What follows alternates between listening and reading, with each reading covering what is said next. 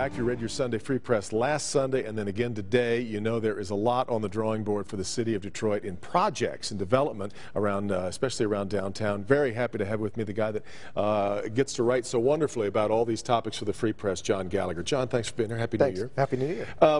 There's a lot that's out there to be excited about, it would seem. I guess I'm mostly keen to find out what you're most excited about. You've written about a lot about what's coming. What's really piquing your... Well, right now what's interesting is that we have so many new apartment projects coming out of the ground right now. Probably about 1,000 new apartment units are under construction right now in the greater downtown, wow. Yeah. with another 1,000, 1,500 in the planning pipeline to start either later this year or 2017.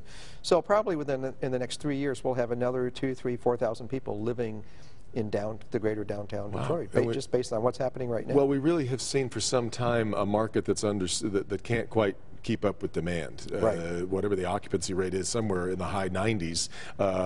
Still, obviously, more people want to be downtown than can actually be there right now. Right, and it's amazing that, remember, just 5 years ago, we were paying people to move downtown with the live downtown incentives. Yes, right. And now you can't build stuff fast enough, and so we have. The estimates are we probably need 3,000 to 5,000 new apartments downtown just to meet the demand, and we'll probably get that over the next 3, 4, or 5 years. The one that has been most dramatically taking shape in front of everybody's eyes is right there on Woodward, and that's this new arena district, which I think is fascinating for so many different reasons. But chief among them is that it's not just an arena. This is really more ambitious than I think that most people think when they're thinking about a new sports stadium. Right. Well, the Illiches have committed to not only the arena, but to dozens and dozens of sort of ancillary buildings that will be housing, retail, some office, some commercial space. Now, we have to get more of the details about that and how that's going to happen and when it's going to happen. But they've painted it out in broad brushstrokes, and it should be pretty exciting if it happens. Yeah, the idea of creating a neighborhood is really what they're hoping That's what they're to talking about. Yeah. Right. Yeah. Right.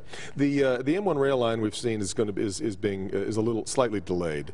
It's been a real struggle for some of the businesses that have been tried as the construction has been hanging on, waiting for this moment. But where do you see all of that headed?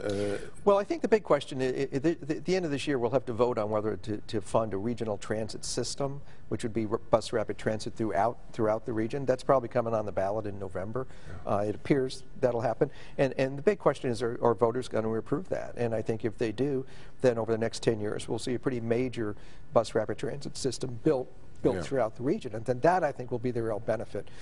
And one I think is mostly going to benefit the immediate downtown, but not much beyond that. Yeah, sure. The other thing that's really interesting about the downtown and midtown picture right now is retail.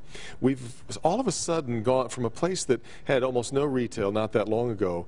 Now the retail that we have is out of the reach of a lot of shoppers. When you look at the kind of goods that are being peddled at John Varvatos and Will Leather Goods and Shinola, these are really high dollar kind of emporiums that are apparently doing pretty well, and yet can you survive at the very high end and the low end and not much in the middle? Well, if I had my wish list, I would like to see a Target move downtown. Sure, there's lots of Targets in urban centers. Yep, something often two-level, two-story places. 2 or 3 level. I'd like to see that. I think that would do as much good for downtown.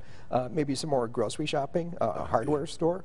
I mean, all those things you need when you have a real neighborhood. I think that's the kind of retail that we need. I think it's great that we have the John Varvatos and the really high-end, exciting stuff. Yeah. That lends a certain flash to the market, but I think we need to think about basics too. The restaurant scene has become sort of a star written about in lots of magazines and newspapers everywhere. I've been astonished that we don't see very many missteps. We just keep having one really good restaurant after another opening.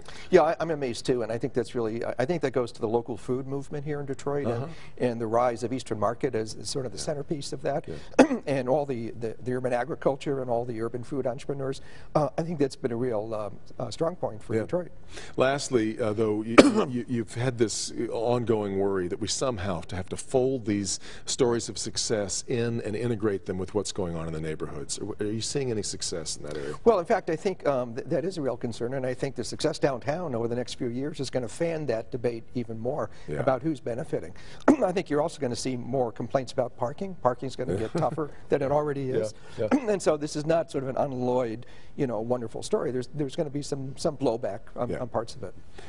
Kudos, though, to the new Detroit parking app that works on the So if you haven't used it yet, It's wonderful. I find it pretty wonderful. successful.